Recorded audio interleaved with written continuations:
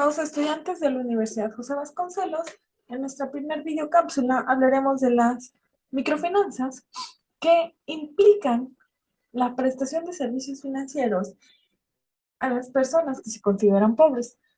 ¿Por qué nace esta parte de las finanzas? Porque resulta ser que en los sistemas financieros tradicionales es prácticamente imposible acceder para las personas que tienen bajos recursos, porque resulta que, por ejemplo, para poder eh, invertir, te pide una cantidad mínima. Para poder obtener un crédito, te piden una serie de garantías. Entonces, al no tener un nivel medio o alto de ingresos, resulta prácticamente imposible acceder a los servicios financieros.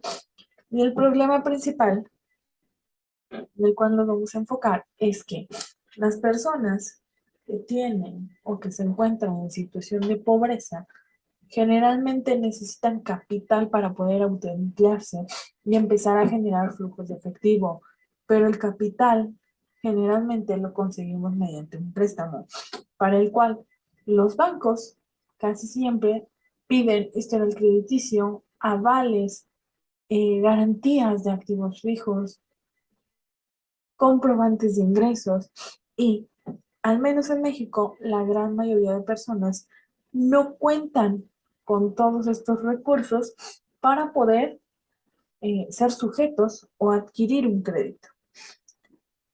Vamos a hablar de que las microfinanzas son esa parte de las finanzas o esa área de las finanzas que se enfoca en poder brindar servicios de ahorro, inversión, aseguramiento, microcréditos a las personas de bajos recursos que históricamente han sido excluidas de los sistemas financieros tradicionales. Me voy a permitir leer qué es un microcrédito.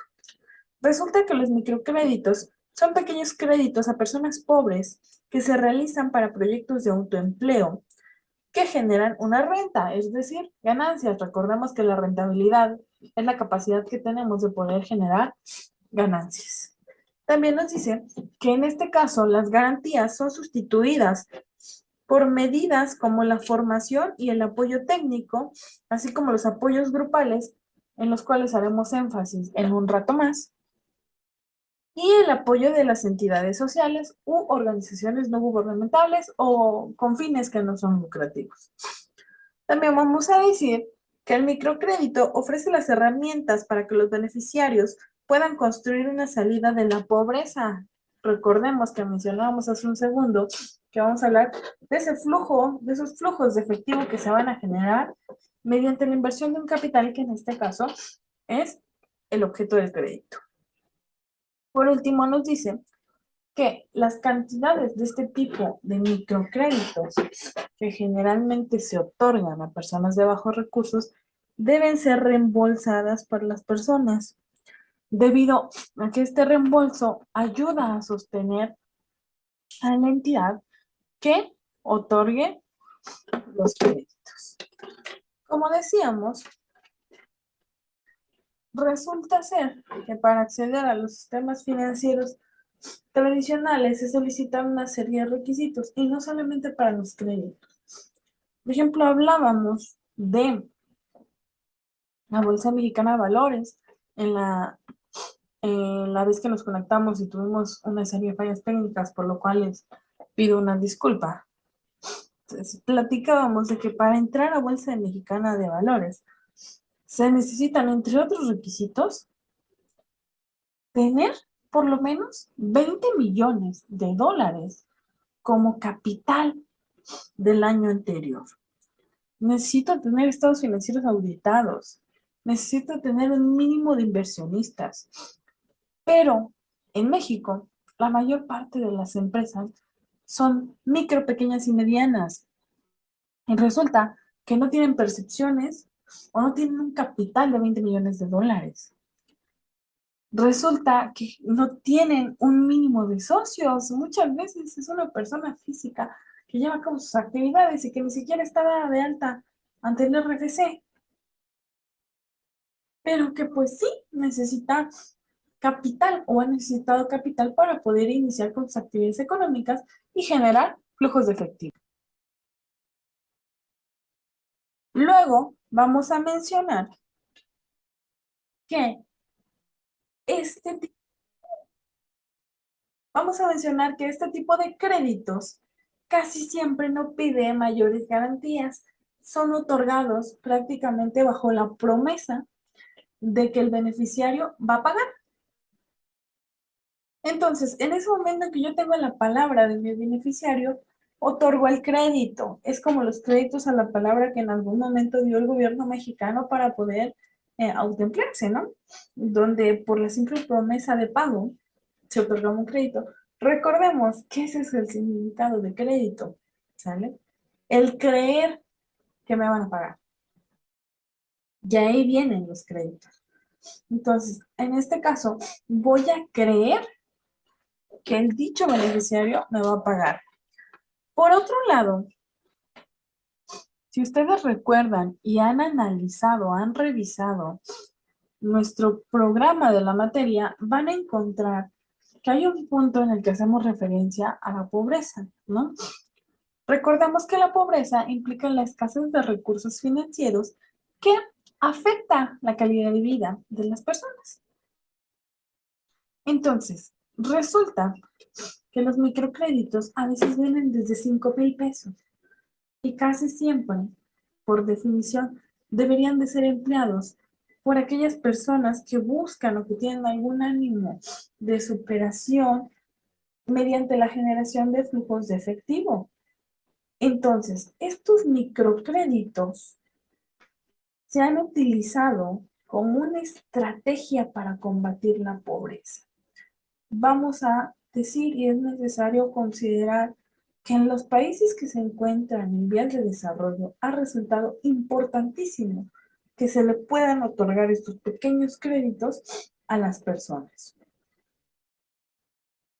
Recordemos que muchas personas, al momento de emprender, al momento de llevar a cabo actividades económicas, resulta, no encuentran necesario el poder obtener capital. ¿Qué hacen los microcréditos? Dan ese capital para que las personas puedan trabajar, generar flujos de efectivo y posteriormente reintegrar el capital a la organización. Y ojo, estamos diciendo organización, no banco, no aseguradora, no financiera, a la organización que se los haya otorgado. Es necesario que mencionemos al pionero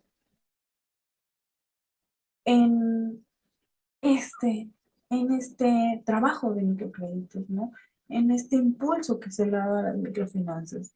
Resulta que hay un economista llamado Muhammad Yunus, una disculpa, el cual en 1974 empezó a dar créditos, ojo, de sus propios recursos a personas de zonas rurales cercanas al lugar donde vivía en Bangladesh. ¿Qué pasaba?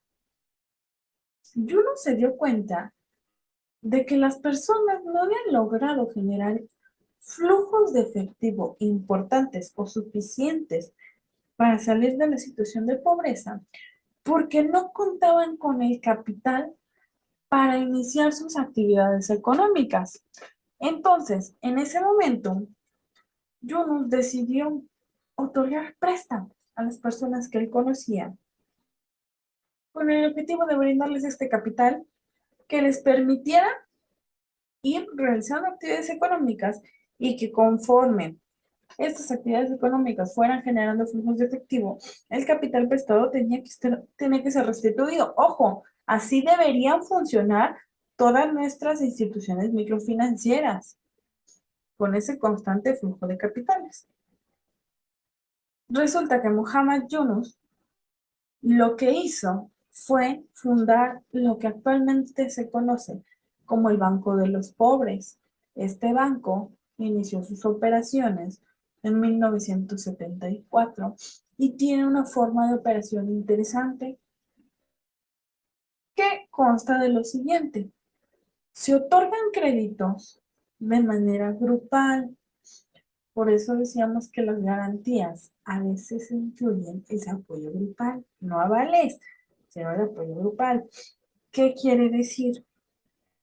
El Banco de los Pobres o el Grameen Bank lo que hace es otorgar créditos a grupos de 5 personas, en las que en la semana cero se otorga el crédito a 2 personas de esas 5.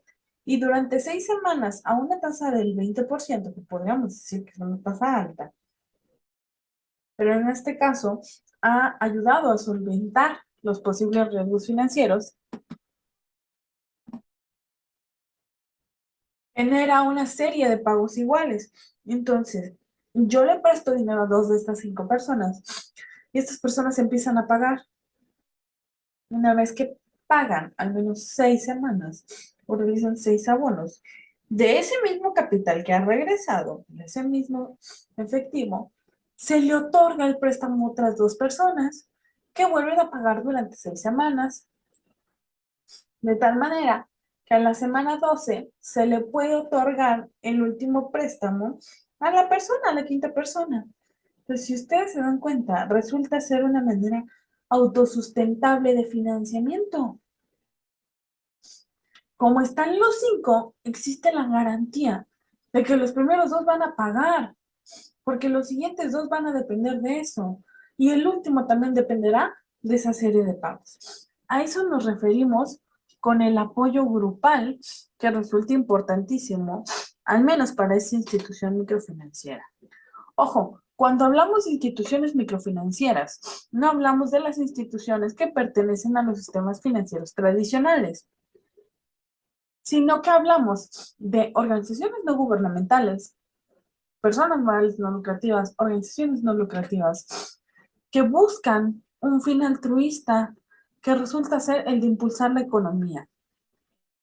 También nos vamos a referir a pequeñas instituciones microfinancieras,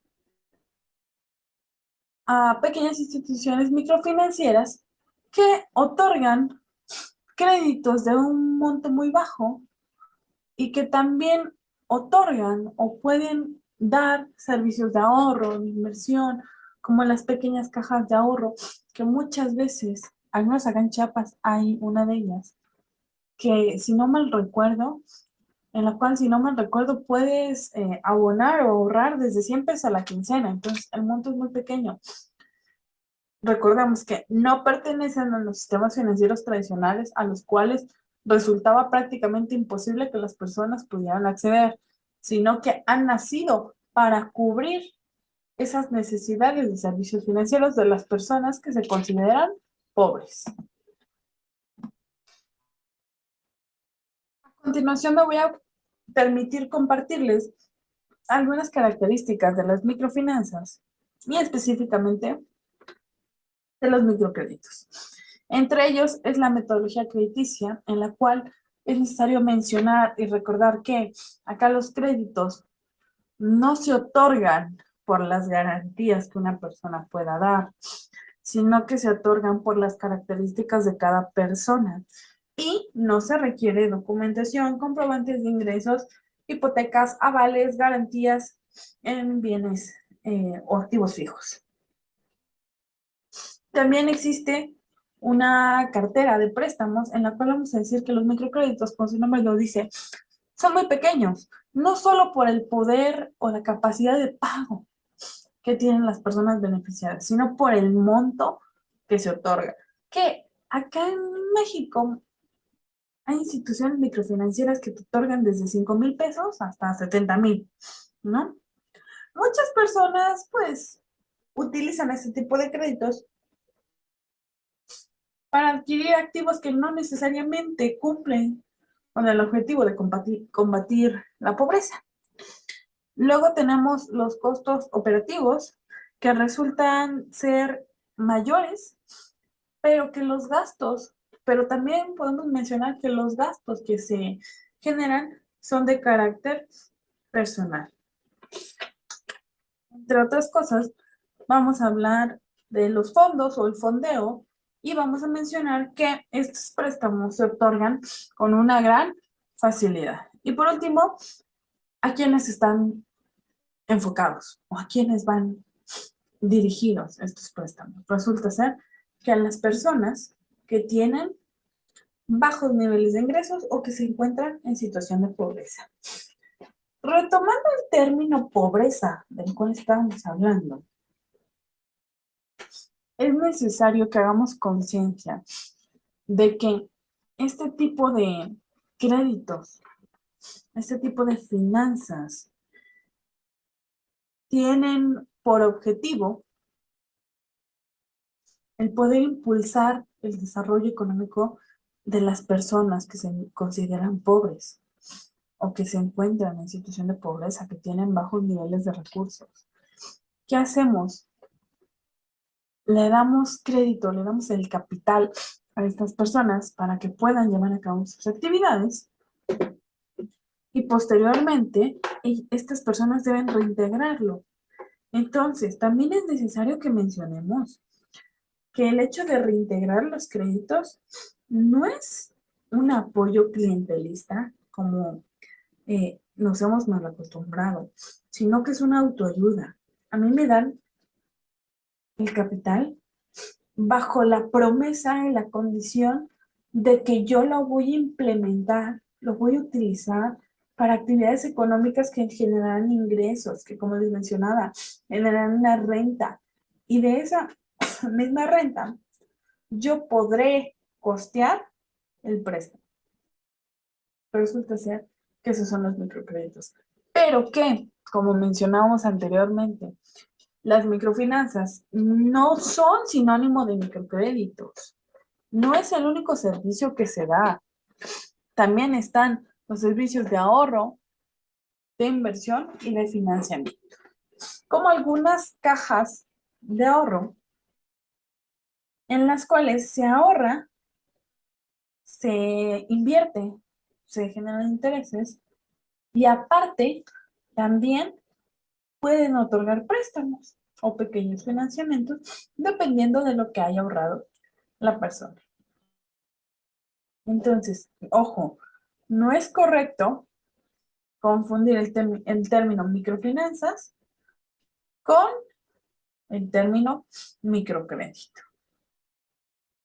Vamos a mencionar, por último, a las instituciones microfinancieras. ¿Qué son las instituciones microfinancieras?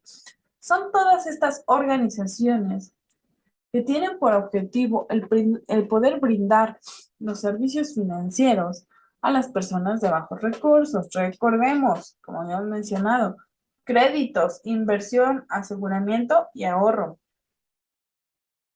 Ojo, es importantísimo mencionar que las instituciones microfinancieras no se encuentran dentro de los sistemas financieros tradicionales, por ejemplo, el sistema financiero mexicano. No, ahí no están. Resulta que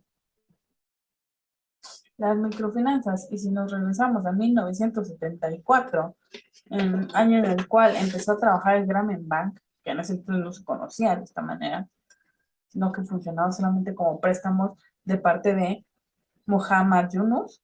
Entonces, como solamente eran esos préstamos, de 1974 para acá han pasado aproximadamente 48, 49 años. Entonces, esas instituciones microfinancieras que son contemporáneas, por así decirlo, no pertenecen a los sistemas financieros mexicanos. Están en los sistemas financieros tradicionales y al mexicano en nuestro caso, ¿no? Entonces, están enfocadas en otro tipo de mercado, en las personas que han sido excluidas de las finanzas tradicionales. Resulta que no solamente son financieras, cajas de ahorro, organizaciones que dan préstamos, también son organizaciones no lucrativas, organizaciones no gubernamentales, organizaciones altruistas, cuya filosofía es la de poder ayudar a combatir la pobreza. Entonces, vamos a un ámbito o un tipo de organizaciones completamente distinto, que, como decíamos, está excluido de ese sistema financiero, de ese sistema financiero tradicional. También vamos a decir que estas organizaciones han tenido un problema en los últimos años, el de poder convertirse o ser autosustentables, porque resulta ser que, por ejemplo, el Grameen Bank no ha logrado otorgar todos los préstamos y recuperar la totalidad de los recursos. Entonces, se ha visto en la necesidad de aceptar donaciones de organizaciones no gubernamentales. Y como decíamos, lamentablemente ese tipo de organizaciones están alejadas de los sistemas tradicionales, del ojo público o del servicio público, de la función pública, y muchas veces también de servicios privados, del sector privado. Entonces, ni el sector público, ni el servicio público, la función pública, se ha hecho cargo de ese tipo de microfinanzas, o de ese tipo de finanzas, perdón, y tampoco el sector privado tradicional. Entonces, son unas finanzas emergentes, son instituciones emergentes, que si bien han tenido problemas a la hora de poder, eh, de poder obtener, ¿no? O recuperar, perdón, a la hora de recuperar el capital, han sido un pilar fundamental en el combate a la pobreza. También es necesario que hagamos mención de un problema, ¿no?, que existe actualmente, y es que se cree que los pobres, ojo, los pobres, las personas con bajos niveles de recursos, necesitan endeudarse, y resulta que no necesitan endeudarse. Necesitan hacerse de capital para generar ingresos y poder pagar. Ojo, hay un primer problema. El otro es que no tienen capacidad de pago. Sí tienen, lo han demostrado. Y por último, también vamos a mencionar y vamos a ir profundizando en las siguientes sesiones. Dicen también, algunos creen que las personas pobres no tienen cultura financiera, y resulta ser que por la carencia de recursos se han desarrollado muchísimas estrategias en materia de finanzas, desde las compras en abono, las casas de empeño, hasta las tandas que se hacen de una manera bastante informal, sin la necesidad de una institución microfinanciera o financiera. Espero que el contenido de esta primera sesión sincrónica les haya resultado interesante, y nuevamente les pido una disculpa a quienes estuvieron conectados el sábado antepasado, en el cual tuvimos una serie de fallas técnicas que a su servidora le imposibilitaron el poder culminar con la sesión, y habíamos comentado que la sesión sería grabada y posteriormente compartida. Nuevamente les pido una disculpa y me despido esperando que el contenido de esta sesión, de esta grabación, les haya resultado interesante. Que tengan buena noche.